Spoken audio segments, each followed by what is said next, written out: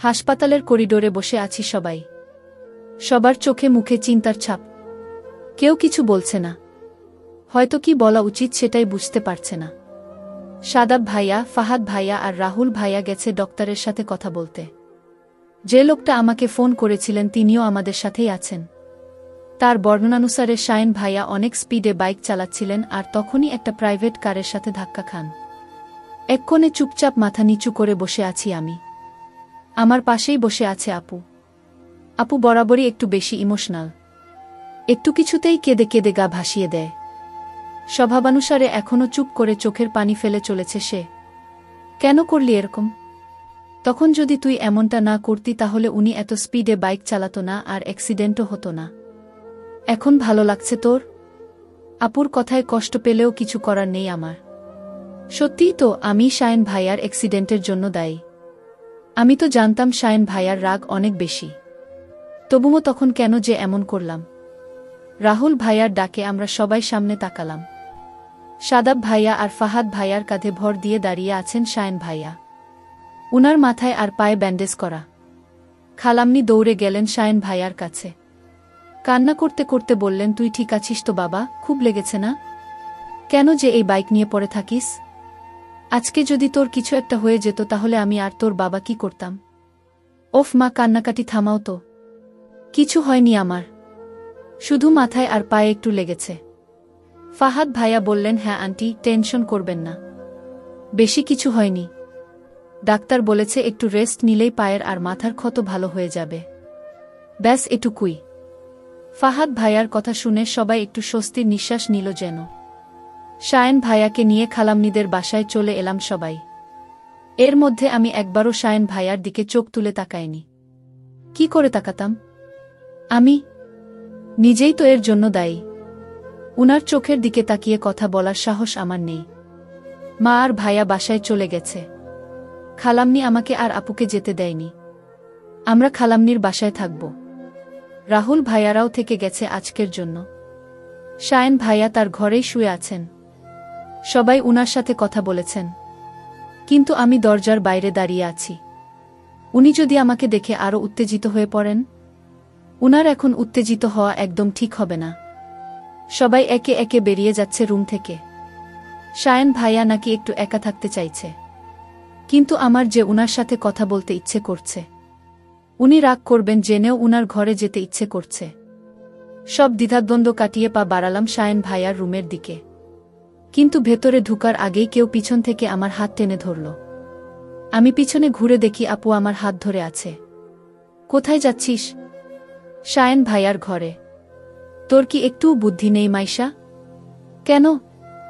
শায়েন ভাইয়া যদি তোকে দেখে আরও রেগে যান তখন? তুমি কি করে জানো যে উনি রেগে যাবেন? এটা এমনিতেই বোঝা যায়। তখন তো তোর সাথে রাগ করেই চলে এসেছিলেন, এখন আবার তোকে দেখলে রেগে যাবেন না? কিন্তু আমি কোনো কথা বলবো না, শুধু দেখেই চলে আসব। ওফ, তুই বুঝতে চাইছিস না কেন? থাক, তোর আর বুঝতে হবে না, তুই এখান থেকে যা। আপু মন খারাপ করিস না, উনি রাগ না করলে আমি অবশ্যই তোকে যেতে দিতাম। ইটস ওকে আপু, আমি মন খারাপ করিনি। আমি ঘরে না গিয়ে ছাদে চলে এলাম। খালাম্নির বাসার এই ছাদটাই আমার সবচেয়ে বেশি প্রিয়। উনার বাসায় এসেছি অথচ ছাদে আসিনি এমন কখনো হয়নি। তবে ছাদে আসার আরেকটা বড় কারণ হলো শায়েন ভাইয়া। এখানে এলে প্রত্যেকবারই উনার কোনো কথা শুনে মন খারাপ হয়ে যায়, আর আমি মন ভালো করতে চলে আসি ছাদে। কেবল রাত ৮টা বাজে।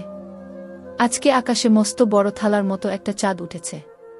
জ্যোৎস্নার আলোতে পুরো ছাদটাই স্পষ্ট দেখা যাচ্ছে। ছাদের রেলিং ধরে দাঁড়িয়ে আছি আমি। শায়েন ভাইয়াকে দেখার জন্য মনটা ছটফট করছে খুব, কিন্তু আমার তো কিছুই করার নেই। কারো পায়ের শব্দে পিছনে ফিরলাম। রাহুল ভাইয়া ছাদে এসেছেন। আমাকে দেখে হালকা হেসে পাশাপাশি এসে দাঁড়ালেন উনি। এত রাতে ছাদে কি করছো? এত রাত কোথায়? কেবল ৮টা বাজে। তবুও ভয় করে না তোমার? ভয় করবে কেন? না, অনেকেরই তো রাতে একা একা ছাদে আসতে ভয় করে। আমার করে না। আমি রাত 12টায়ও একা ছাদে আসতে পারি। তার মানে তুমি সাহসী? একা ছাদে আসতে পারলেই সাহসী হওয়া যায়? ঠিক তা না। তোমাকে আমার কাছে সাহসী মেয়েই মনে হয়। এমনিও মন খারাপ? না তো। মিথ্যা কথা বলছো কেন? আপনি কি করে জানেন আমার মন খারাপ? গেস করলাম। বাই এনি চান্স তুমি কি শায়নের অ্যাক্সিডেন্টের জন্য নিজেকে দায়ী করছো? রাহুল ভাইয়ার প্রশ্নের কোনো উত্তর না দিয়ে ছলছল চোখে উনার দিকে তাকালাম। উনি কত সহজেই আমার মনের কথা বুঝতে পেরে গেলেন। তার মানে আমিই ঠিক। আরে এখানে তোমার দোষটা কোথায় বলো তো? শায়ন যদি এত জোরে বাইক চালায় তাহলে তুমি কি করতে পারো?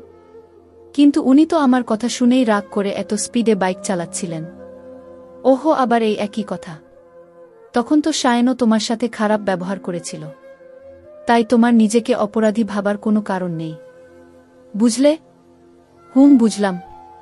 কিচ্ছু বোঝনি তুমি। আপনাকে কে বলল আমি কিচ্ছু বুঝিনি? কেউ বলেনি। তুমি যদি আমার কথা বুঝতে তাহলে এখনো মন খারাপ করে থাকতে না। আমি মন খারাপ করে নেই তো। তাহলে একটু হেসে দেখাও তো। আপনার কথা শুনে মনে হচ্ছে আপনি কোনো বাচ্চার মন ভালো করতে চাইছেন। যেমনই মনে হোক, এখন তোমাকে হাসতে হবে। এটাই শেষ কথা। আপনি আমাকে জোর করে হাসাবেন নাকি? জোর করব না। কিন্তু তুমি এখন না হাসলে আমি কেঁদে দেব। রাহুল ভাইয়ার এমন বাচ্চামো কথা শুনে আমি জোরে হেসে দিলাম। আমি হাসছি আর উনি আমার দিকে তাকিয়ে আছেন। আমিও হাসি থামিয়ে উনার দিকে তাকালাম। উনার চোখে বিরাজ করছে একরাশ মুগ্ধতা। চাঁদের আলোতে কি স্নিগ্ধ লাগছে উনার মুখটা। উনার চোখের দিকে তাকালে যে কেউই মায়ে পড়ে যাবে। চোখ জোড়ার গভীরতা যে অনেক। আমি তাড়াতাড়ি নিজের দৃষ্টি সংযত করলাম।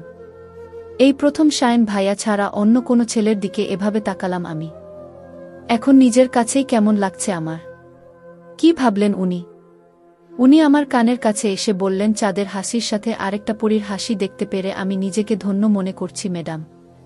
তোমাকে অসংখ্য ধন্যবাদ আমায় এই সুযোগটা দেওয়ার জন্য।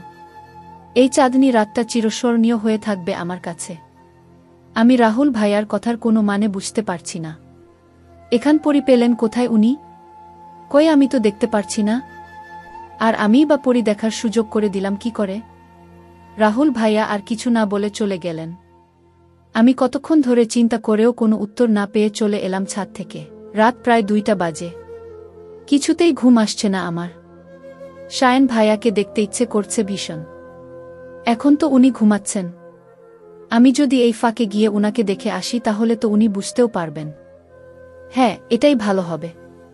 মাথার কাছ থেকে ওড়নাটা নিয়ে গলায় জড়িয়ে হাঁটতে লাগলাম শায়ন ভাইয়ার ঘরের দিকে। পা টিপে টিপে উনার ঘরে এসে দাঁড়ালাম আমি। ঘরের লাইটটা অফ করা। তবুও ঘরের সবকিছুই স্পষ্ট। আস্তে আস্তে উনার মাথার পাশটাতে গিয়ে বসলাম। উনার শ্বাসের ঘনত্ব থেকেই বুঝতে পারছি উনি গভীর ঘুমে নিমগ্ন।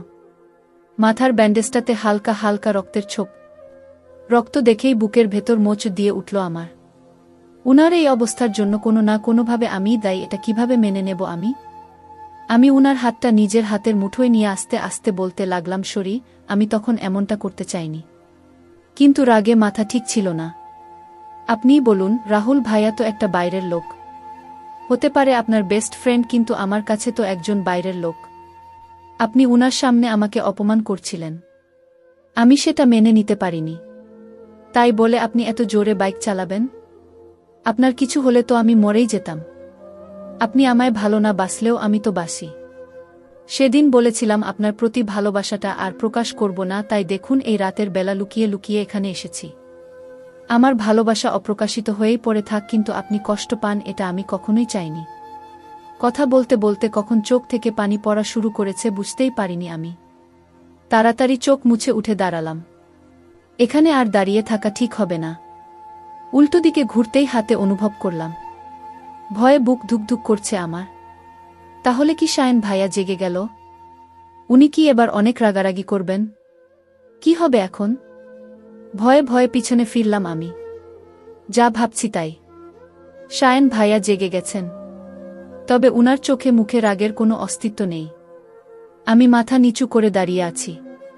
এভাবে লুকিয়ে লুকিয়ে আমার ঘরে আসার কারণটা কি আমি জানতে পারি? আসলে আপনাকে দেখতে ইচ্ছে করছিল তাই। তাই তুই এত রাতে একটা ছেলের ঘরে চলে এলি। কি হলো, এখন কথা বলছিস না কেন? আপনি রেগে যাবেন না প্লিজ। আপনার শরীরের জন্য ভালো হবে না। নিজেই কষ্ট দিয়ে এখন নিজেই যত্ন করছিস? উনার কথায় অবাক হলাম আমি। আমি আপনাকে কষ্ট দিয়েছি? আমার কোনো কাজে আপনি কষ্ট পেয়েছেন বলুন না। আমি তা শুধরে নিতে চেষ্টা করব। রাহুল, না কিছু না। তুই তোর ঘরে যা মাইশা। কেউ দেখতে পেলে খারাপ ভাববে। হ্যাঁ, যাব তো। এক্ষুনি চলে যাব। আপনি শুধু বলুন আমার কোনো কাজে আপনি কষ্ট পেয়েছেন। তোকে আমি যেতে বলছি না। তাহলে দাঁড়িয়ে আছিস কেন? তাড়াতাড়ি যা। যাচ্ছি। আপনি শুয়ে পড়ুন। সেটা তোর ভাবতে হবে না। ধীর পায়ে হেঁটে চলে এলাম ঘরে। আপু গুটিসুটি হয়ে ঘুমিয়ে আছে। আমিও পাশে শুয়ে পড়লাম। অনেকক্ষণ যাবৎ এপাশ ওপাশ করার পরও ঘুমাতে পারলাম না আমি। ঘুমানোর ব্যর্থ চেষ্টা না করে চলে গেলাম বেলকনিতে। চেয়ারে বসে গ্রিলে মাথা ঠেকিয়ে তাকিয়ে রইলাম বাইরে। আজ রাতটা হয়তো এভাবে নির্ঘুমই কেটে যাবে আমার। আজ প্রায় 1 সপ্তাহ পর বাসায় ফিরলাম আমি আর আপু। শায়েন ভাইয়া এখন অনেকটাই সুস্থ। একই দিনে উনি একবারও আমার সাথে খারাপ ব্যবহার করেননি। করবেই বা কিভাবে? আমার সাথে তো উনার সেভাবে কথাই হয়নি। অবশ্য আমিও বেশি কোনো কথা বলার চেষ্টা করিনি। আপু আর খালাম্নি সবসময় শায়েন ভাইয়ার আশেপাশে থাকত। উনার কখন কি প্রয়োজন তার খেয়াল রাখত। আমি শুধু দরজার বাইরে দাঁড়িয়ে দাঁড়িয়ে দেখতাম। কখনো ভেতরে যাওয়া হতো না। একই দিনে খালাম্নির বাসায় সাদাব ভাইয়া, ফাহাদ ভাইয়া আর রাহুল ভাইয়ার আনাগোনা লেগেই ছিল। সাদাব ভাইয়া আর ফাহাদ ভাইয়া কখনো কখনো আসতে না পারলেও রাহুল ভাইয়া নিয়মিত আসতেন। রাহুল ভাইয়া অনেক মজার একজন মানুষ। কখনো উনার কাজে হাসতে হাসতে গড়াগড়ি খেয়েছি, আবার কখনো উনার অদ্ভুত ব্যবহারে অবাক হয়েছি। রাহুল ভাইয়াকে যতটুকু চিনতে পেরেছি উনি খুব ভালো মনের একজন মানুষ। বাসায় আসতে আসতে প্রায় সন্ধ্যা হয়ে গেছে। আমি আমার ঘরে এসেই সোজা ওয়াশরুমে চলে গেলাম ফ্রেশ হতে। ওয়াশরুম থেকে বেরোতেই দেখি আপু বসে আছে আমার বিছানার উপরে। আমি মুখ মুছতে মুছতে বললাম, ফ্রেশ হওয়া শেষ তোমার? কিছু বলবে আপু? হ্যাঁ। কি বলবে বলো? আপু বিছানা থেকে উঠে আমার কাছে এসে দাঁড়ালো। আমার হাত ধরে বলল, তুই আমার উপর রাগ করে আছিস, তাই না? আমি তোমার উপর রাগ করতে যাব কেন? তুমি কি বলছো আমি কিছুই বুঝতে পারছি না। তুই সত্যিই আমার উপর রাগ করিসনি? তোমার উপর রেগে থাকার কোনো কারণ আছে নাকি? আছে তো। কি কারণ? ওই যে সেদিন আমি তোকে শায়েন ভাইয়ার ঘরে যেতে দিইনি। শায়েন ভাইয়ার অ্যাক্সিডেন্টের জন্য তোকে কথা শুনিয়েছি। আরে তুমি এখনো এটা নিয়ে পড়ে আছো? আমি তো এটা কবেই ভুলে গেছি। সেদিন মাথা ঠিক ছিল না তোমার, তাই কি বলতে কি বলেছ তুমি নিজেই বুঝতে পারোনি। আর শায়েন ভাইয়ার ঘরে তো ভালোর জন্যই যেতে দাওনি। আমাকে দেখলে হয়তো উনি রেগে যেতেন, যেটা উনার শরীরের জন্য ভালো হতো না। তাই তো তুমি আমায় উনার ঘরে যেতে দাওনি। এখানে রাগ করার কি আছে? আমি জানতাম তুই ঠিকই বুঝতে পারবি। দেখতে হবে না বোনটা কার? সে যাই হোক, আর কিছু বলবে? হ্যাঁ, আরেকটা কথা বলার ছিল। তো বলে ফেলো। না মানে কিভাবে যে বলবো? ওহ মাই গড, তুমি কি আমার সাথে কথা বলতে লজ্জা পাচ্ছ আপু? আপু কোনো কথা না বলে উল্টো দিকে ঘুরে গেল। আপু যে কিছু একটা নিয়ে লজ্জা পাচ্ছে সেটা বেশ বোঝা হয়ে গেছে আমার। আমিও কিছু না বলে আগের জায়গাতেই দাঁড়িয়ে রইলাম। কারণ আমি যদি এখন আপুকে কথাটা বলার জন্য ফোর্স করি ও সেটা জীবনেও বলতে পারবে না। তার থেকে বরং লজ্জা কাটিয়ে নিজে থেকেই বলুক। আপু অনেকক্ষণ যাবৎ আঙুল মুচড়ামুচুরি করে কথাটা বলার জন্য সাহস অর্জন করল। আমি তো এটাই বুঝতে পারছি না যে কি এমন কথা যার জন্য এত কিছু। আপু চট করেই বলে ফেলল, আমি শায়েন ভাইয়াকে বিয়ে করতে রাজি। মানে? আরে আমি বলেছিলাম না যে শায়েন ভাইয়ার ফাইনাল এক্সাম পর্যন্ত দেখব উনার রাগ সামলাতে পারব কিনা। হ্যাঁ বলেছিলে। আমার মনে হয় উনার ফাইনাল এক্সাম পর্যন্ত আর অপেক্ষা করতে হবে না। আমি সিদ্ধান্ত নিয়ে ফেলেছি। আমি শায়েন ভাইয়াকে বিয়ে করতে রাজি। আপুর কথা শুনে অনেক কষ্ট হচ্ছে। আমি তো আগে থেকেই এটা মেনে নিয়েছিলাম, তবুও কেন এত খারাপ লাগছে আমার? আমি ছোট করে উত্তর দিলাম, ওহ, তাহলে তুমি এটা আমায় বলছো কেন? মা বাবাকে বলো, তারাই তো তোমার মতামত জানতে চাইছিল। ধুর, তুই কি পাগল? আমি নিজে গিয়ে মা বাবাকে কি করে বলবো? তাহলে কে বলবে? কে আবার? তুই? আমি বলবো? হ্যাঁ, তুই মা বাবাকে গিয়ে বলবি যে আমি এই বিয়েতে রাজি। প্লিজ প্লিজ না করিস না। দেখ আমি তোর কাছেই কথাটা বলতে কতটা সময় নিয়েছি, তাহলে মা বাবাকে কি করে বলবো? প্লিজ তুই একটু বলে দে। আচ্ছা ঠিক আছে বলবো। এবার খুশি? অনেক খুশি। এই জন্যই তো তোকে আমি এত ভালোবাসি। আপু চলে যাওয়ার পর বিছানায় এসে বসলাম আমি। ফোনটা হাতে নিয়ে গ্যালারিতে ঢুকলাম। শায়েন ভাইয়ার ছবিগুলো ঘুরে ঘুরে দেখছি। চোখ থেকে টপটপ করে পানি পড়ছে আমার। তার মানে শায়েন ভাইয়াকে সারা জীবনের জন্য হারিয়ে ফেললাম আমি। উনি সত্যি সত্যিই আপুকে বিয়ে করে ফেলবেন। কিন্তু আমি কি করব? যাকে ভালোবাসি তার সাথেই নিজের বোনকে কি করে সহ্য করব? রাতে খাবার টেবিলে বসে আছি আমি, আপু, ভাইয়া আর মা বাবা। সবাই চুপচাপ খাবার খাচ্ছি। এটা আমার বাবার করা নিষেধ। খাওয়ার সময় নো কথাবার্তা। আর আমরাও বাধ্য সন্তানের মতো বাবার এই নিষেধ মেনে চলি।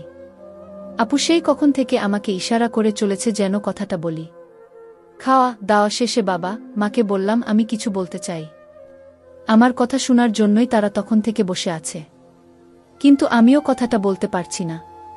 তবে সেটা আপুর মতো লজ্জায় নয়, কষ্টে। অনেকক্ষণ ধরে নিজেকে সামলে বাবাকে উদ্দেশ্য করে বললাম, তোমরা শায়েন ভাইয়া আর আপুর বিয়ের ব্যাপারে কথা বলছিলে না বাবা? হ্যাঁ বলছিলাম। কিন্তু মালিশা তো ওর কোনো সিদ্ধান্ত জানায়নি আমাদের। বাবা, আপু এই বিয়েতে রাজি। তুমি কি করে জানো মাইশা? আপু নিজেই বলেছে। আপুর দিকে তাকালো বাবা। আপু চুপচাপ মাথা নিচু করে দাঁড়িয়ে আছে। বাবা কোনো ভনিতা না করেই বলল, মাইশা যা বলছে তা কি ঠিক মালিশা? আপু মাথা নিচু করেই উত্তর দিল, হুম। আলহামদুলিল্লাহ, এটা তো ভালো কথা। আপাকে এক্ষুনি জানানো দরকার। আপুর এই উত্তরে যেন আনন্দের সাগর মিশেছিল। তাই তো সবাই কত খুশি হয়েছে। যেখানে পরিবারের সবাই খুশি সেখানে আমারও নিশ্চয়ই খুশি হওয়া উচিত। কিন্তু আমি চাইলেও যে খুশি হতে পারছি না। সবাই যখন আনন্দ করতে ব্যস্ত আমি তখন হুহু করে কেঁদে দিলাম। আমার কান্নায় সবাই অবাক হয়ে গেছে। হয়তো এখানে কাদার কি কারণ সেটাই বুঝতে পারছে না তারা। ভাইয়া তাড়াতাড়ি আমার কাছে এসে বলল, কি হয়েছে মাইশা? তুই কাঁদছিস কেন? কান্নার ফলে কথা বলতে পারছি না আমি। কান্নাগুলো গলায় দলা পেকে যাচ্ছে আমার। ধরা গলায় কোনমতে বললাম, কিছু হয়নি। কিছু হয়নি মানে? কোনো কারণ কি, তুই কাঁদছিস নাকি? আমি ভাইয়াকে জাপটে ধরলাম। কান্নার গতি আরও বেড়ে আমার। বাবা মা আর আপু কান্নার কারণ জানতে চাইছে। কিন্তু আমি কি করে আসল কারণটা বলবো? কিছু হয়নি আমার। আসলে আপুর বিয়ে হয়ে গেলে তো আমাদের সবাইকে ছেড়ে চলে যাবে, তাই কান্না পাচ্ছে। আমার কথায় মা বলল, ধুর পাগলি মেয়ে। মালিশা কি একেবারে চলে যাবে নাকি? আপার বাসা তো বেশি দূরে নয়। ওর যখন ইচ্ছা এখানে আসবে আর তোর যখন ইচ্ছা ওখানে চলে যাবি। বুঝলি? আমি মাথা নাড়লাম শুধু।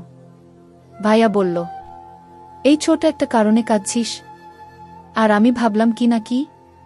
আমি এখনো ভাইয়াকে জড়িয়ে ধরেই বসে আছি। ভাবছি আপুর জন্য কাঁদছি ভেবে সবাই কত সহজে কান্না না করার সমাধান দিয়ে দিল। আমার কাদার আসল কারণ জানতে পারলে কি এভাবেই সমাধান করে দিত সবাই? কে জানে।